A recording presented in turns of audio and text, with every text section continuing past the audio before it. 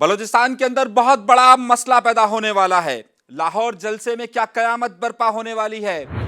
14 دسمبر سن 1986، 36 سال علی اور قصبہ کی کہانی۔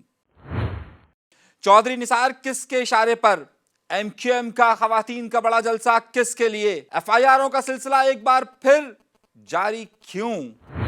اور سندھ پر صرف سندھیوں کا حق۔ پروگرام خبر کے اثر کے ساتھ انیس منصوری آپ کی خدمت میں حاضر ہے، بڑی اور اہم خبروں کے ساتھ۔ سب سے بڑا مسئلہ اور سب سے اہم ترین موضوع اس وقت ریکارڈنگ کا مسئلہ چل رہا ہے۔ ریکارڈنگ وہ سونے کی کان کہ جس پر اس وقت دنیا کی نگاہیں پڑی ہوئی ہے۔ پرویز مشرف کے زمانے سے چلنے والا مسئلہ اب تک حل نہیں ہو سکا ہے۔ اس پر پاکستان پہ جہاں جرمانے کی بات ہو رہی ہے، جہاں پر عدالت اس معاملے میں کودی ہے، اور جہاں پر اس وقت انٹرنیشنل ایجنسیز اس معاملے میں کودی ہوئی ہے، وہیں پر بلوچستان کی حکومت اور بلوچستان کے حوالے سے بھی کئی سوالات پوچھے جا رہے ہیں۔ وہ خبریں جو میڈیا کے اندر نہیں آ سکی ہے، ریکارڈنگ کے حوالے سے ایک نیا بل سامنے لایا جا رہا ہے اور حکومت ایک نیا بل پیش کر رہی ہے۔ اس پر پاکستان کے بڑے سیاستدانوں نے بہت اہم بیانات دیے ہیں۔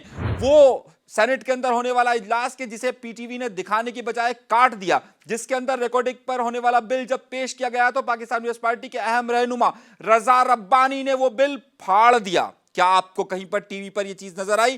نہیں نظر آئی۔ دوسری طرف جے یو آئی جمعیت علماء اسلام نے اس کی شدید مخالفت کر دی۔ ابھی بات یہیں تک پہنچی تھی کہ اختر مینگل جو کہ حکومت کے سب سے بڑے اتحادی ہیں، انہوں نے بھی اس کی مخالفت کر دی، اور کہانی یہاں پر آ کر رکتی نہیں۔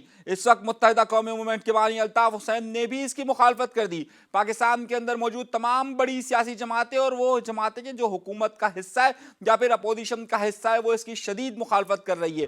بلوچستان میں ریکارڈنگ کے معاملے پر جو نیا بل پیش کیا جا رہا ہے، اس پر اختر مینگل کا کہنا ہے کہ ریکارڈنگ یعنی سونے کی کان پر بلوچستان کے عوام کو کچھ بھی نہیں ملے گا۔ 18ویں ترمیم کے مطابق ریکارڈنگ کے معاملے پر صوبے کو یقینی طور پر اس کا حصہ ملنا چاہیے۔ ایک ریکارڈنگ کے معاملے پر پھر بلوچستان کے اندر احساس محرومی جہاں جنم لے رہا ہے، وہیں پر ریکارڈنگ کے معاملے پر بلوچستان کے عوام کا شدید رد عمل بھی نظر آ رہا ہے۔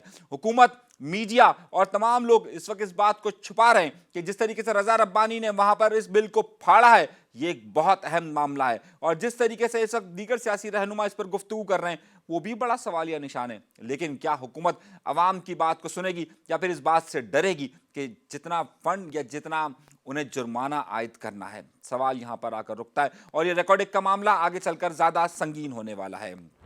دوسری بڑی خبر، وزیر اعلیٰ سندھ یعنی مراد علی شاہ نے دو بڑی اہم باتیں کہی ہے۔ انہوں نے کہا ہے کہ جو صوبہ کی بات کرے گا وہ ٹھیک نہیں ہے اور انہیں چھوڑیں گے نہیں، براہ راست دھمکی دے رہی ہے۔ دوسری طرف پنجاب کے اندر اگر صوبے کا معاملہ ہو تو سندھ حکومت کی یعنی کہ پاکستان پیپلز پارٹی وہاں پر پنجاب کے اندر صوبوں کی نیا صوبہ بنانے کی بات کر رہی ہے، لیکن سندھ میں نیا صوبہ بنانے سے وہ اجتناب برت رہی ہے، اور سندھ میں نئے صوبے کی بات کرنے والے کو یہاں سے مارنے کی، قتل کرنے کی دھمکی دے رہی ہے۔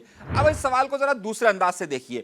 ابھی گزشتہ دنوں یعنی کہ آج جب میں یہ پروگرام آپ دیکھ رہے ہیں، اس وقت آج 14 تاریخ ہے، اور 13 تاریخ کو ایک بڑے اہم ہائی وے کا افتتاح کیا گیا جس میں شہباز شریف صاحب بھی آئے، اور وہاں پر مراد علی شاہ نے کھڑے ہو کر کہا کہ اگر یہ نیشنل ہائی وے یہ پروجیکٹ کو کر رہا ہے حیدرآباد سے سکھر تک، تو اس میں خاص طور پر یہاں پر جو ملازمتیں دی جائے وہ سندھ کے باسیوں کو اور اس علاقے میں رہنے والے لوگوں کو دی جائے۔ جب مراد علی شاہ سے یہی بات کراچی اور حیدرآباد کے لوگ کرتے ہیں کہ جناب جو یہاں پر نوکریوں کا حق ہے یہ مقامی لوگوں کو ملنا چاہیے، تو وہ کہتے ہیں نہیں جی آپ تو اس صوبے میں ہی رہتے ہیں۔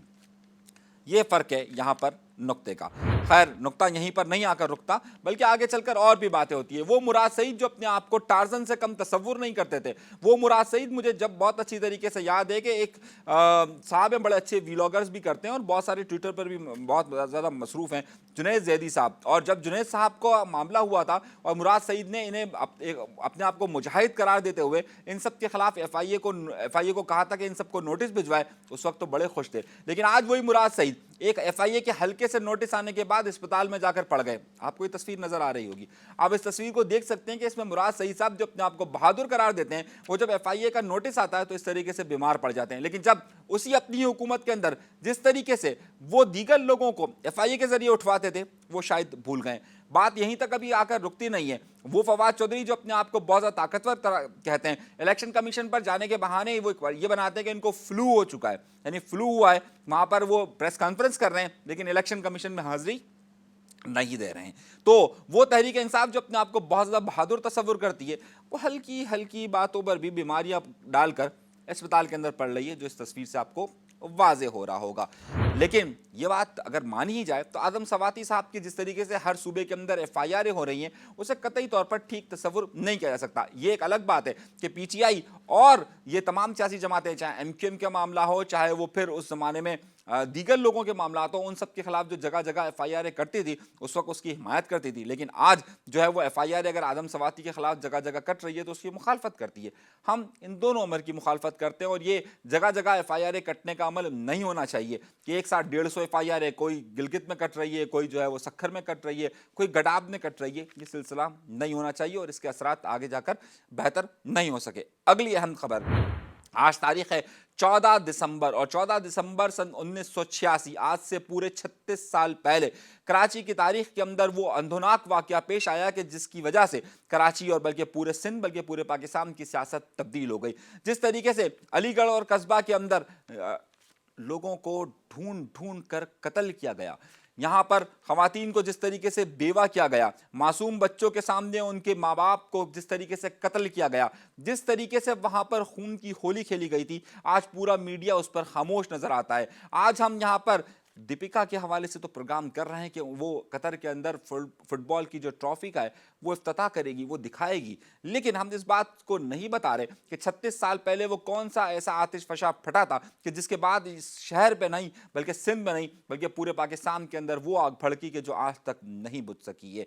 वो अंदरनाक वाकया, उनके मुलाजमी, उनके मुल्जिमान को अगर उस वक्त अगर सज़ा दे दी जाती तो आज शायद बहुत सारे सवालात नहीं उठते। वो लोग कि जो बहुत सारे ऐसे वाकयात का जिक्र करते हैं वो शायद इसकी इब्तदा के जिक्र का करने से इज्तनाब बरतते हैं। आज का दिन बहुत ही ज़्यादा सिंध और पाकिस्तान की तारीख में अहमियत का हामिल है। इसी हवाले से ज़ाहिर है वो एमक्यूएम से इस इवेंट को वाबस्ता कर दिया गया है, लेकिन ये इवेंट एमक्यूएम का ही नहीं बल्कि शायद नस्ल कुशी का वो वाकया था कि जो कि पाकिस्तान की तारीख में पढ़ाना चाहिए था। और उसी से अगर लिंक करते हैं तो एमक्यूएम जो है वो एक ख़वातीन का जलसा करने वाली है, यानी कि एमक्यूएम पाकिस्तान ख़वातीन का जलसा कर रही है नेशनल पार्क में।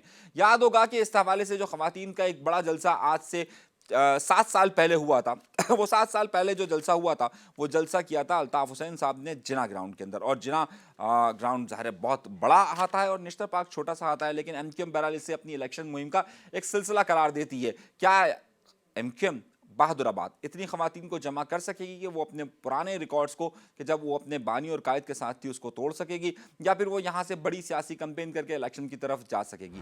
अब तक की यही बड़ी खबरें, आज की यही बड़ी खबरें, हम इन खबरों के साथ यहीं पर इसी स्क्रीन पर आपको रोज़ाना मिलेंगे और रोज़ाना इन तमाम मौज़ूआत पर गुफ्तगू करेंगे जो बड़ी बड़ी खबरें होंगी और उनके आगे चलकर असरात क्या मुरतब होंगे। हमने अब तक जो खबरें आपको दी हैं उन सब के असरात का भी जिक्र किया है और इन्हीं असरात पर हम अगली खबरों का अगले दिन आपसे गुफ्तगू करेंगे। अपना बहुत ख्याल रखिएगा। अगर आपने हमारा चैनल सब्सक्राइब नहीं किया तो सब्सक्राइब जरूर कीजिए। अनीस मंसूरी को दीजिए इजाजत। अल्लाह ने के पान।